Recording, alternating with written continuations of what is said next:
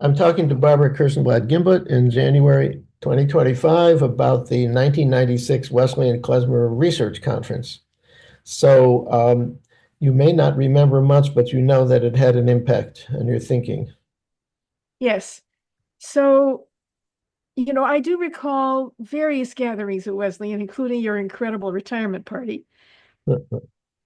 And this conference came at a point where the Klezmer revival actually had begun to really mature. If we think about the 70s and the 80s, by the time we're in the mid 90s, Yeah. already at a different moment. Now, what I'm finding fascinating is that when you mentioned what you had found and you brought this conference up among our colleagues, some responded with such enthusiasm, vivid memory, affection, nostalgia, and I don't know what else, and others have no memory of it. Now, I don't even know how to begin to wrap my head around that. I wonder if, for those who were active in the revival itself, that is to say, musicians first and foremost, obviously you're in another category, but those who really were hands-on involved in the revival, whether as musicians or who had been actively tracking, documenting, as in yourself, writing about this, it I think it was more vivid and memorable for them. But for me, it led me to write an essay that I actually consider one of my better essays, Mhm. as essays go. I mean, I don't Oh, know, it's a classic. Yeah, everybody. maybe it's a low Yeah. bar. Yeah. So, but I think of it as, I think it's called Sounds of Sensibility, Right. because what it led me to do was to draw on my own experience in revivals that predated the Klezmer revival. Mhm. That's so, in other words, the Klezmer revival was something that I witnessed and supported, encouraged, but I wasn't a musician and I hadn't made it my primary research topic. However, the topic of folk music revivals is something that was very, very much part of my musical formation. Mhm. So I was, as I think all nice Jewish girls in certain families, subjected to piano lessons, and it was only classical music, nothing else. No improvisation, no other kind of music. It was all classical music. And when I experienced at a actually settlement house summer camp for immigrant children, a Red Feather summer camp for immigrant children, when I encountered a completely different approach to music, I actually wondered why my own formal musical training was so limited. Mhm. So it was Barbara Cass-Beggs from the British folk song revival. I remember all those songs that were, from the child ballads and from, that entire repertoire that we all sang in the mess hall and in our songbook. I recall also classes at the summer camp that were in improvisation, which that was never ever in my classical music training. And then, sort of within my, I would say, teenage years, very influenced by intellectuals and anthropologists and Michel Herzog and people from this labor Zionist summer camp that were totally into folk music and, going to folk music clubs and the Weavers and and Pete Seeger and concerts and then of course my mother was crazy about Theodore Bikel. She just had all his records. Uh-huh.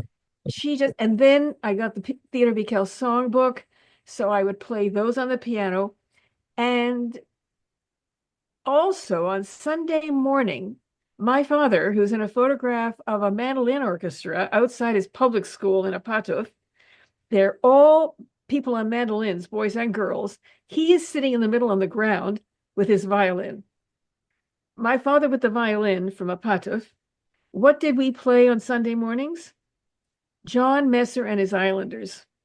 We had those basically those music books, and he would play, and I would accompany him on the piano, and that was our Sunday morning. So there, there was a way in which, in trying to think about in the context of that conference, because I think without that conference, I would never have written the essay.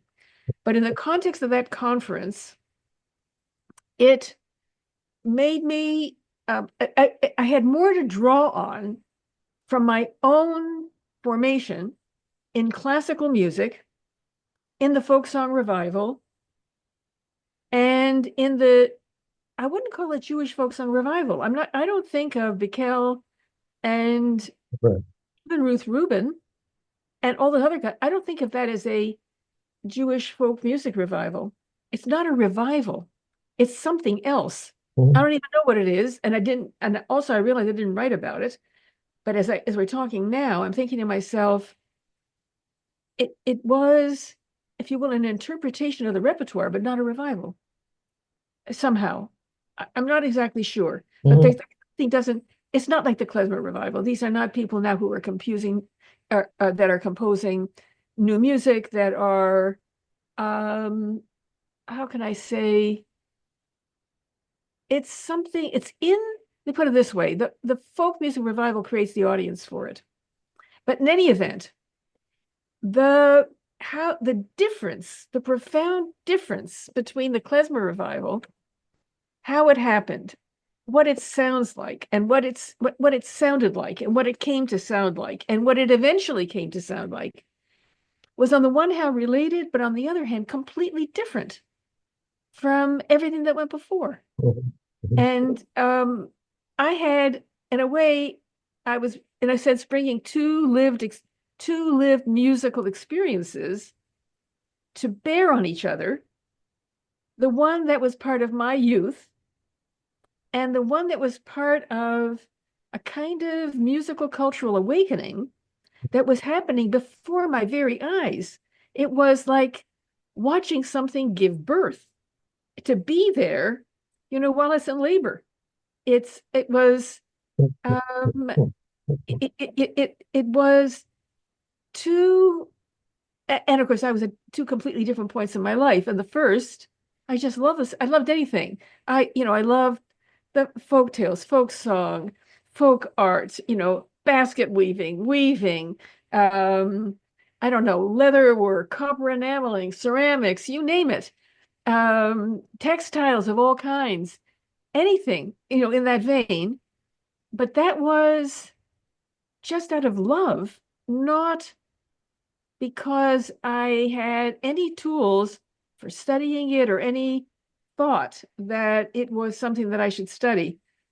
But by the time we got to the revival, to the Klezmer revival, I was very well equipped, Yeah. very, very well prepared, Mhm. prepared to, if you will, nurture, encourage, and revel in the kind of musical energy that was propelling it. And so I think of that conference as opening a space. Like, this is actually what I liked very much about the conference. And that is, whatever anybody's talking about, it's like I'm on two tracks.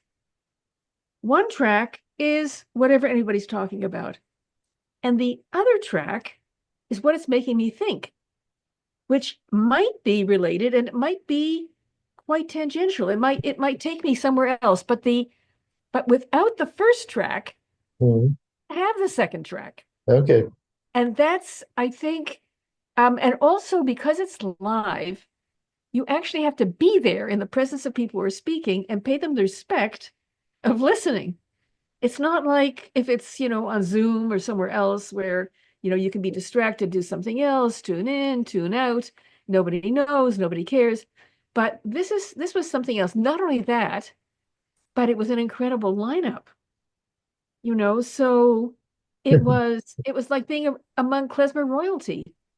And it was in a way marking an historic moment in the emergence and the flowering of this musical form. Mhm. So I think that um, the outcome now, interesting question is what was the outcome, short range, middle range, long range, for those who actually make the music and who were directly involved in finding it and learning it and working with the old musicians, whether it's Dave Terrace or whoever else it might be.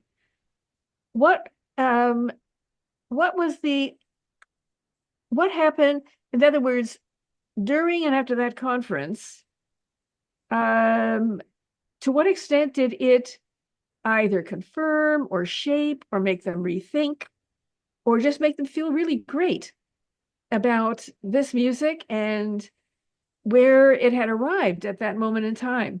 But for me, it was the intellectual payoff. Okay. That's really, when Mhm. I think about it, that was the payoff. Right, right. Oh, that's really fascinating, and yeah, you express it so well. It's really, really helpful.